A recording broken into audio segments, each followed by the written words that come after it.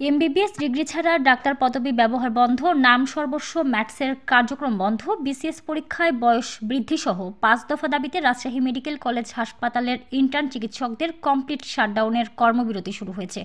রবিবার দুপুর ১২টা থেকে রাজশাহীতে অনির্দিষ্টকালের জন্য এ কর্মবিরতি শুরু হয়। এ সময় শিক্ষার্থীরা রাজশাহী মেডিকেল কলেজের সামনে ঘণ্টাব্যাপী অবস্থান নেন। এরপর তারা মিছিল নিয়ে দুপুর ১টার দিকে রাজশাহী বিভাগীয় স্বাস্থ্য পরিচালকের কার্যালয়ে গিয়ে অবস্থান নেন। ইন্টার্ন চিকিৎসকেরা বলেন, তাদের দাবি আদায় না হওয়া পর্যন্ত কর্মবিরতি অব্যাহত থাকবে। ইন্টার্ন চিকিৎসকদের দাবির সঙ্গে একাত্মতা প্রকাশ করে ক্লাস পরীক্ষা বর্জনের ঘোষণা দিয়েছেন রাজশাহী মেডিকেল কলেজের শিক্ষার্থী ও মিড লেভেলের চিকিৎসকরাও। রাজশাহী মেডিকেল কলেজ হাসপাতালের ইন্টার্ন ডক্টর ফোরামের সভাপতি ডাক্তার আবদুল্লাহ জানান, দুপুর ১২টা থেকে দেশের সব মেডিকেল হাসপাতালের ইন্টার্ন চিকিৎসকদের কর্মবিরতি চলছে। এছাড়া মেডিকেল কলেজের প্রথম বর্ষ থেকে শুরু করে পঞ্চম বর্ষের সব শিক্ষার্থী তাদের সঙ্গে একাত্মতা ঘোষণা করে ক্লাস পরীক্ষা ও একাডেমিক কার্যক্রম বর্জনের সিদ্ধান্ত নিয়েছেন। এটি কেন্দ্রীয় সিদ্ধান্ত, তাই কেন্দ্রীয় সিদ্ধান্ত এটি চলমান বা স্থগিত হবে। এ বিষয়ে রাজশাহী মেডিকেল কলেজ হাসপাতালের জরুরি বিভাগের ভারপ্রাপ্ত কর্মকর্তা ডাক্তার শঙ্কর কুমার বিশ্বাস বলেন, একটি হাসপাতালের প্রাণ হলো ইন্টার্ন চিকিৎসকেরা। তারা না থাকলে হাসপাতালে সমস্যা হবেই।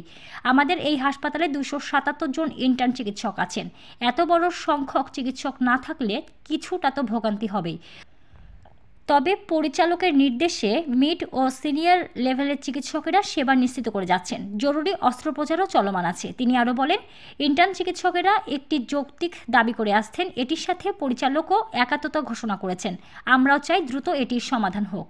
এই দাবিগুলা চিকিৎসক সমাজের প্রত্যেকটি চিকিৎসক কিন্তু এটি অত্যন্ত প্রশংসা করেছে এবং তারা এটা বিশ্বাস করে যে এই ৫টা দাবি বাংলাদেশের স্বাস্থ্যখাতকে সামনের দিকে অগ্রসর করার জন্য অত্যন্ত গুরুত্বপূর্ণ ভূমিকা পালন করবে। তারপরও সংশ্লিষ্ট কর্তৃপক্ষ কেন জানি এই দাবি ৫টা বাস্তবায়নের জন্য কোনো তৎপরতা দেখাচ্ছে না।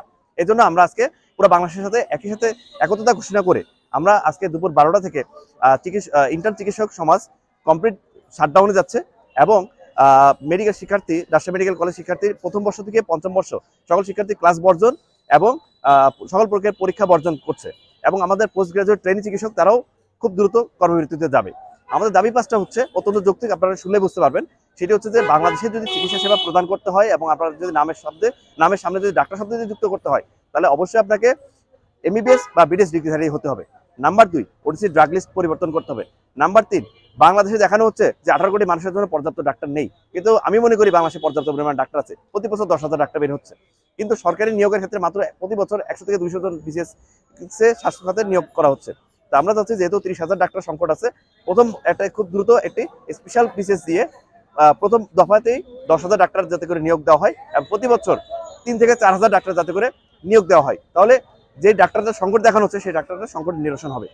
এবং অন্যতম দুঃখের বিষয় হচ্ছে যে বাংলাদেশে বর্তমানে বৈষম্য নেই বলা হচ্ছে, কিন্তু আমি দেখতে পাচ্ছি যে বৈষম্যটা সর্বপ্রথম ডাক্তারদের সাথে করা হচ্ছে। সব ক্ষেত্রে বিসিএস এর বয়সসীমা কিন্তু ২ বছর বাড়ানো হলেও ডাক্তারদের ক্ষেত্রে কিন্তু বয়সসীমা বাড়ানো হয় নাই। ডাক্তারের বয়সসীমা এখনো ৩২, আগেও ছিল ৩২, এখনো ৩২। তো আমি যাচ্ছি, আমরা সবাই যাচ্ছি যে ডাক্তারদের বয়স বিসিএস এর পরীক্ষা দেওয়ার বয়সসীমা আগে ৩২ ছিল, সেটা থেকে 2 বছর বাড়িয়ে যাতে করে ৩৪ করা হয়। ৪ নম্বর যে দাবি, যে বাংলাদেশে ব্যাঙের ছাতার মতো বিভিন্ন জায়গায় ম্যাথস প্রতিষ্ঠান গড়ে উঠতেছে, মেডিকেল অ্যাসিস্ট্যান্ট ট্রেনিং স্কুল, আমাদের অ্যাসিস্ট্যান্ট ডাক্তারদের অ্যাসিস্ট্যান্ট ডাক্তার তাদের হেল্প আর চাচ্ছে না।